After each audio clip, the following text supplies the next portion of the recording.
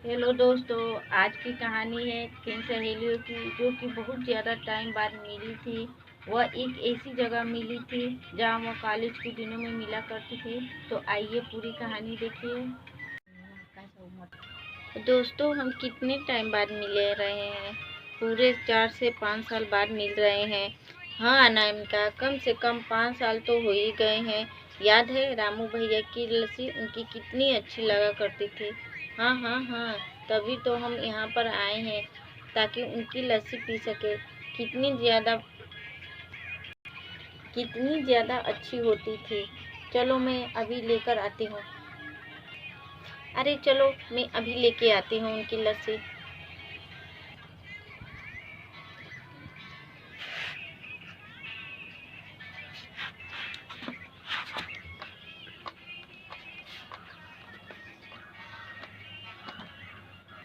रामू की लस्सी की दुकान बहुत ही फेमस थी। वह बहुत ही अच्छी लस्सी बना के बेचा करता था। दूर दूर से लोग उसकी लस्सी कितने अच्छे हैं करते आते थे और पीते। अरे राधा बहन जी, आप इतने दिनों बाद बिल्कुल ठीक हो ना? आप कैसे हो भैया? मैं तो बिल्कुल ठीक हूँ। बहुत टाइम हो गया था आपके यहाँ आए हुए। सोचा तो कि सारी सहेलियाँ लस्सी पी ले। आप हमारे लिए अच्छी सी लस्सी बना दीजिए। ठीक है, मैं अभी आपके लिए स्वादिष्ट लस्सी बना देता हूँ। आप जाकर बैठिए। ठीक है भैया। राधा जाके अपनी सहेलियों के पास बैठ गई। अरे दोस्तों, अभी थोड़ी देर में लस्सी तैयार हो जाएगी। अच्छा ठीक है। अरे राधा, और बताओ कैसी हो? इतने दिनों बाद मिली हो, ठीक हो ना? हाँ मैं तो बिल्कुल ठीक हूँ। तुम बताओ, तुम कैसी हो? अरे मैं तो बिल्कुल ठीक हूँ। पिछले महीने मैंने अपनी एक बुटीक खोली है। उससे पहले तुम्हें पता था ना, 2-3 बुटीक और थी। अब तो मेरे पास बहुत ज़्यादा बिजनेस हो गया है। उसके लिए बहुत सारे नौकर भी रख ली हूँ। ओह वाह! मैंने भी एक न्यू कार खरीद ली हूँ। तुम्हें तो पता है मुझे कार्स की कितनी शौक हूँ। मेरे हस्बैंड ने इस बार मेरे बर्थडे पर बहुत बड़ी कार गिफ्ट की है। वे अच्छे अच्छे। ओह अच्छा अच्छा। अरे वो मैंने बुटीक अपने बर्थडे के टाइम ही खोला था। कितनी अच्छी बात है। हमारे बस हस्बैंड ने हमारे बर्थडे पर कितनी अच्छे अच्छे गिफ्ट की दिए हैं। वैसे राधा, तुम्हारे भी बर्थडे आया है अभी अभी। तुम्हारा हस्बैंड ने क्या गिफ्ट दिया है? अरे हाँ, वो मेरे लिए एक सुंदर सी साड़ी लेके आए थे। क्या? सिर्फ एक साड़ी? ओ माय गॉड, सिर्फ एक साड़ी? अरे तूने सुना, इसका पति सिर्फ एक साड़ी दिया है। अरे लगता है इसका पति बड़ा कंजूस है। राधा यह सब देख रही थी। उसकी सहेलियां उसके बारे में कुछ कुछ कह रही थी कि उसका पति कंजूस है, और वह अपनी लंबी लंबी तारीफें कर रही थी कि वह कितनी ज़्यादा अमीर है। पर राधा को इस सब बातों का कोई फर्क नहीं पड़ रहा था, क्योंकि वह दिल की साफ थी। बेचारी राधा। मेरा पति मुझे एक साड़ी गिफ्ट करे तो मैं तो उसे घर के अंदर न आने दूं। अच्छा ठीक है दोस्तों, मैं लस्सी लाती हूँ। शायद भैया ने बना दी होगी। अरे भैया जी, लस्सी तैयार है। हाँ बहन जी, लस्सी एकदम तैयार है। ठीक है भैया जी, दे दीजिए। ये लो दोस्तों, लस्सी तैयार है। बैठे बैठे सारी सहेलियां आपस में बातें कर रही थी, पर वह दोनों सहेलियां अब बस अपनी बड़ाइयाँ ही कर रही थी कि वह कितनी अमीर है।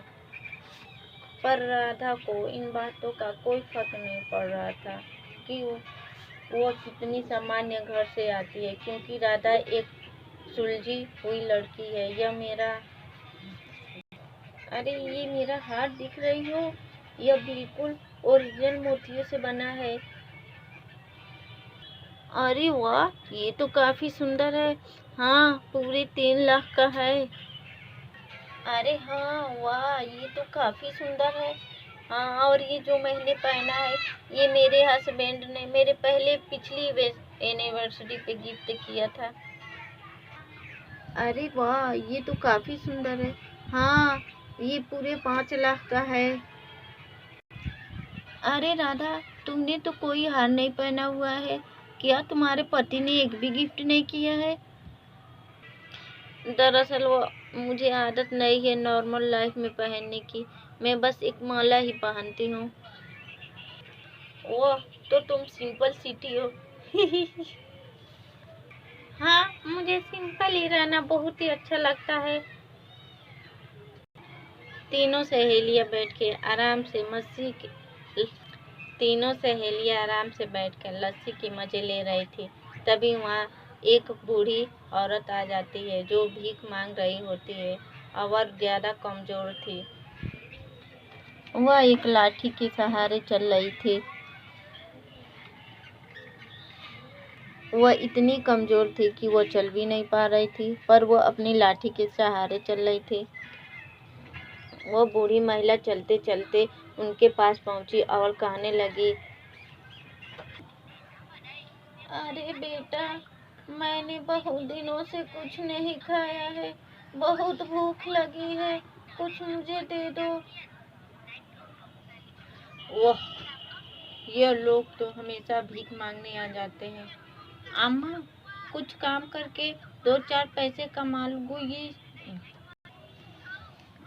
अरे अम्मा, कुछ काम कर लो, 2-4 पैसे कमाओगी तभी तो अपना पेट भरोगी। कब तक ऐसे भीख मांगोगी?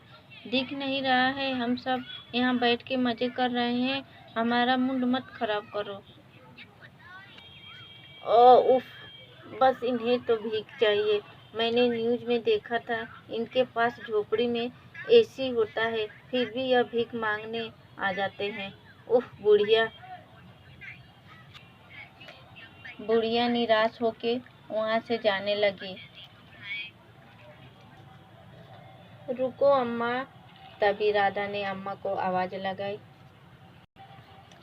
अरे, इन लोगों को तो काम है भीख मांगना, क्यों इसके मुंह लग रही हो?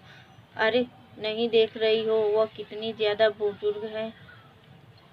अरे, हमें उनकी मदद करना चाहिए। बुढ़िया राधा के पास आई। राधा अपने पर्स से कुछ पैसे ढूंढने लगी, फिर उनके दिमाग में आया क्यों न उन्हें एक लस्सी पिलाया जाए।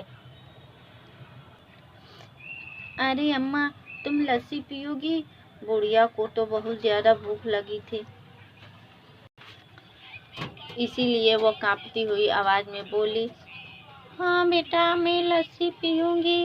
राधा उसके लिए लस्सी लेने के लिए उठने लगी तो उसकी सहेलियां बोली, अरे राधा, कहाँ जा रही हो? इसके लिए लस्सी लोगी? इससे तो अच्छा है 1-2 रुपए दे दो।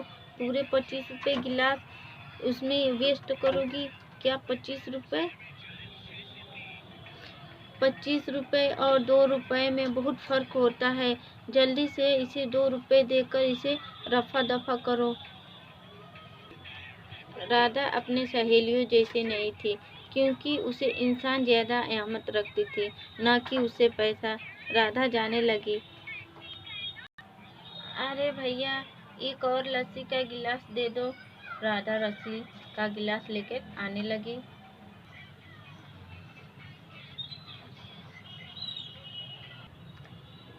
राधा ने लस्सी का गिलास बुढ़िया को हाथ में थमाते हुए कहा, ये लो अम्मा, पी लो। राधा ने देखा बुढ़िया वहीं जमीन पर बैठकर लस्सी पीने लगी। उसे यह देखकर बहुत ज्यादा बुरा लगा। बुढ़िया जमीन पर बैठकर रस पी रही थी और अम्मा, आप जमीन के नीचे बैठकर क्यों पी रही है? आओ हमारे साथ बैठकर पियो। यह क्या बकवास कर रही हो राधा? यह बुढ़िया भिखारी हमारे साथ बैठकर पिएगी? ऐसा बिल्कुल नहीं हो सकता है। ऐसा बिल्कुल नहीं हो सकता। राधा, इसे हमारे साथ क्यों बैठा? इसे एक 25 रुपए का गिलास क्या खरीद के दे दिया? इसे हमारी बराबरी कर सकती हो? राधा बहुत परेशान थी, वो क्या करे, क्योंकि उसकी सहेलियां अपने साथ बुढ़िया को बैठाने के लिए तैयार नहीं थी। और राधा को यह बिल्कुल भी यह पसंद नहीं आ रहा था। वह बुढ़िया महिला जमीन पर बैठकर लस्सी पिए क्योंकि वह उस सबको एक समान समझती थी। तभी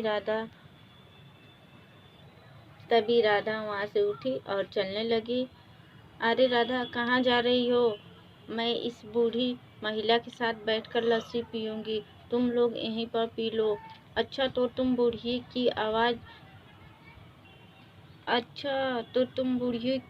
बुढ़िया की वजह से हमारे साथ नहीं बैठोगी?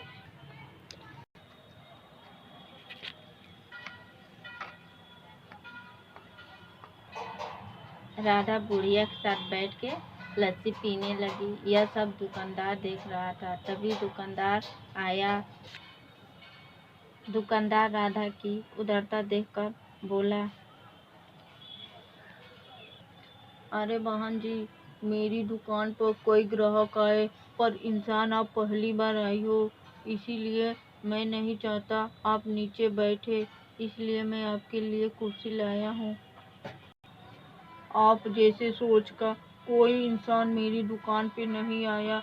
आपका सोच बहुत अच्छी है राधा जी। काश आपका जैसा सबका दिल होता। कोई किसी को अमीर या गरीब नहीं समझता। अरे बेटा, तुम्हारा बहुत बहुत शुक्रिया। तूने इस बूढ़ी औरत को इतना सम्मान दिया। तुम सदा सुखी रहो। अरे नहीं अम्मा, ऐसे मत कहिए, मैं तो बस अपना फर्ज पूरा कर रही हूँ। अरे बेटा, तुम जहाँ रहना सदा सुखी रहना। दोस्तों, हमारी इस कहानी से क्या शिक्षा मिलती है? हमारी इस कहानी से शिक्षा मिलती है कि कभी किसी को छोटा बड़ा, कभी किसी को अमीर गरीब नहीं समझना चाहिए। अगर हमारा वीडियो पसंद है तो हम वीडियो को लाइक कीजिए, सब्सक्राइब कीजिए और नई नई कहानी जानने